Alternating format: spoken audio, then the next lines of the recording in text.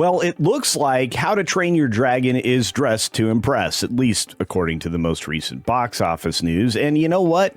It's not unexpected. The film did a great job of portraying, or I guess adapting, the original context of the film and basically a shot-for-shot performance with about 30 minutes of extras. And if you want to say that there was maybe a little bit of under-delivery, it's mainly because, well, a lot of people shied away from it, and there's reasons for that as well.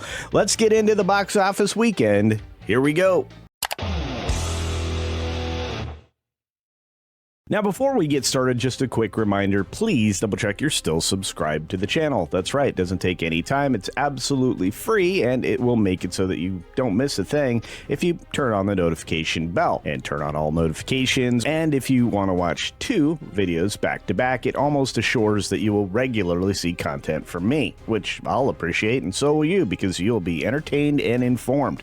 Speaking of entertaining, How to Train Your Dragon did very well. In fact, it's projected still to be not only the 4th biggest opening of 2025, why that matters I don't know, but that's what all the trade papers are saying, but it's looking at a $200 million global open, which is something that I really think is going to be special, because there aren't going to be a lot of films like this anymore, at least if Hollywood continues its current slide into the ground. You see, if a film like Materialists about a love triangle that's not only unlikely, it would never happen with Dakota Johnson, because I think she respects herself too much to be caught anywhere near Pedro Pascal, but it tells you that overall, the weekends at the box office are usually dominated by just 1 or possibly 2 films. And this has been going on for far too long, which means the overall box office performance for the weekend is maybe not going to be as high as we had hoped for. When you look at How to Train Your Dragon, you see that it started with preview screenings across Friday that garnered about 35.6 million from 4,300 North American location. That's the 4th biggest opening. I don't think anybody really cares. We're going to see bigger openings very soon, and it'll be knocked down several places. But you had a Minecraft movie, Lilo and Stitch, and Captain America, and Captain America went on to fail and lose money. So again, doesn't really mean what you think it means, trade paper. But the love triangle comedy The Materialists is in 3rd place, which isn't good. Dragon's looking at 82.7 million, which is over the 80 million top estimate for the box office performance for this film domestically. And when you look at the range originally set between 70 and 80 million, it's not by much, but it's by enough that it should impress not only the trades, but us, because this is kind of getting live action out of the doghouse. That, to me, may be a problem, because they deliver 1 out of 10 of every one of these as a good film. Otherwise, well, let's just say the rest are dog duty. The film benefits from only costing $150 million to produce, and they have all of the digital assets they could possibly need to produce a sequel and a 3rd, just like the original animated trilogy. Will they do that? I don't know. You'd have to ask Dean DeBlois, who actually brought something that actually worked as far as an adaptation. With one exception, and I didn't say too much about this because I thought the performance was fine, flat, but fine. But Nico Parker only has a few moments where she's actually seems to be acting. She has the same kind of plank of wood fascination as many other replacement actresses in the world of Hollywood, something that I have referred to as Zendaya face. But for those who enjoyed the film, and I did, by the way, sung its praises in my review, if you want to check that out, it's right up there, you'll find that the sequel's already scheduled and booked for 2027. This is a kind of a flywheel that Disney used to have that is going to encourage people to visit places like Epic Universe. Why people are going to associate the original Astrid with this one, I don't know. But at least they're going to go and check out the amazing animatronic robot dragons that they have at the theme park. And there's apparently more than 1 or 2. Reviews for this property, like mine, are very positive for the most part. A few nitpicks here and there, but they're nits worthy of picking when you take a look at what's going on within the context of the film. There was additional scenes added and dialogue that was changed, and some of that does give you a unsettling feeling when you're in the theater, but that's very brief because then they return you to the world that you knew and loved from the original animation. Once more, it's indicated here that the moviegoer pollster cinema score was getting nothing but a grade A performance from everybody that walked out of the theaters, and that's pretty good. If you can stay in that A to A plus range, if you're in the top 2 boxes, I think you're going to do pretty well, and people will appreciate what you've done. It's also getting some naysayers on board, although I know one person that isn't as thrilled with this as I was.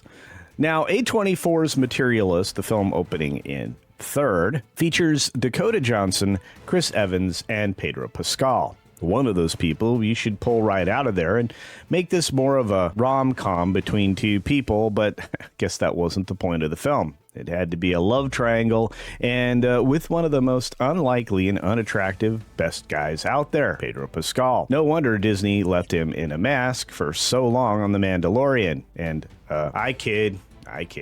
Anyway, it just seems unlikely that Dakota would fall into bed with somebody as feminine as Pedro Pascal.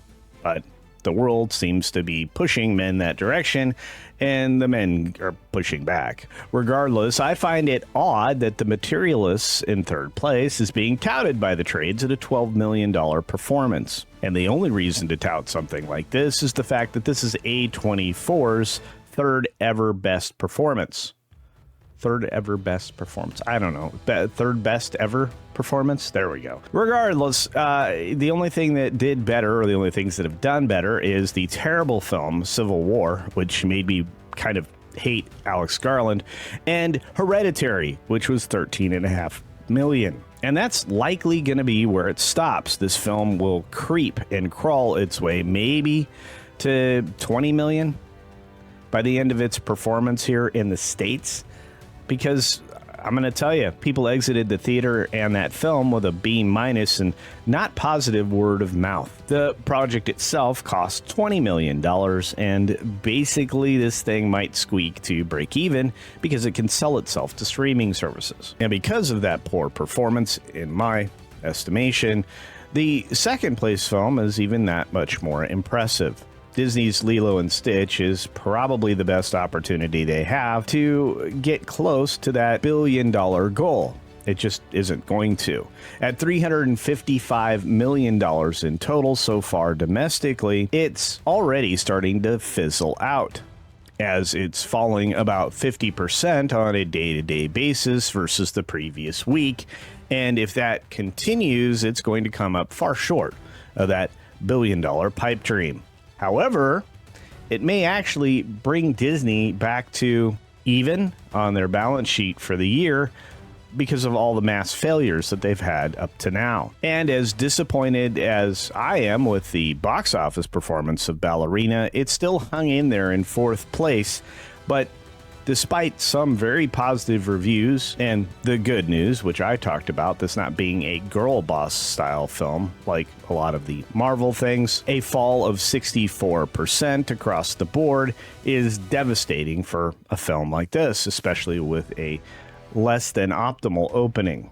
At $41 million in over 10 days, this film is really disappointing both for financial reasons and for the future of the franchise. It's not going to stop John Wick 5, but it may stop a sequel or follow-up to Ballerina, which I think would be a loss. Saving grace, though, is the film only cost $90 million to produce, and they've already sold it to streamers and internationally. So I imagine that not only will it break even, it might make a little bit of money, but maybe not enough to keep going with John Wick. I think the reality is starting to set in for Hollywood as we watch the lowered performance of all their tentpole films that are supposed to be monster hits. It's been a long time since we've seen a monster hit, with a few exceptions, one of them being Minecraft, and obviously maybe this Lilo and Stitch film. If How to Train Your Dragon can leg it to 200 million by the end of the weekend globally, it'll put it in the top 10 performances, or openings, I should say, of all time for live action reimaginings. And the 8th biggest opening for Father's Day. Well, at least since they started tracking films and stopped adjusting for inflation. But we'll set all of that aside. For me, all these poor performances seem to reinforce my belief that Hollywood is well off its game, and it's not because of all the excuses they're continuing to give. For companies like Disney, they know it's about the agenda and all the nonsense that they push into their films. How do we know they know it? Well, when they leave it out, things do well. When they keep it in, things don't do so well.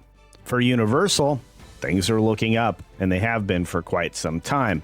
In competition for animation, they are definitely going to kick Disney's butt this year, unless Zootopia shows up and surprises everybody, because I have zero expectations for Elio. And yet, Universal's coming out with Jurassic World and some more big hitters by the end of the year, so I have a feeling that we're going to be crowning Universal king once more. And that leaves us with Warner Brothers. Are they going to make something of DC or not? Now, for me, it's wait and see when it comes to Superman. But I'm going to tell you this is the one last chance they're going to get to make superhero movies great again. But hey, those are my thoughts. What are yours? Let me know your thoughts on the box office performance in the comments section down below. Did you get a chance to go and see How to Train Your Dragon, Ballerina, or anything else that came out? And if you have a takeaway that's different than mine, I'd like to know that as well. It's good to have a conversation, and that's kind of what YouTube is all about. So as I said, let me know your thoughts in the comments section down below. And as always, be sure to take care of yourself, take care of others, and until next time, see ya! Maybe at the movies.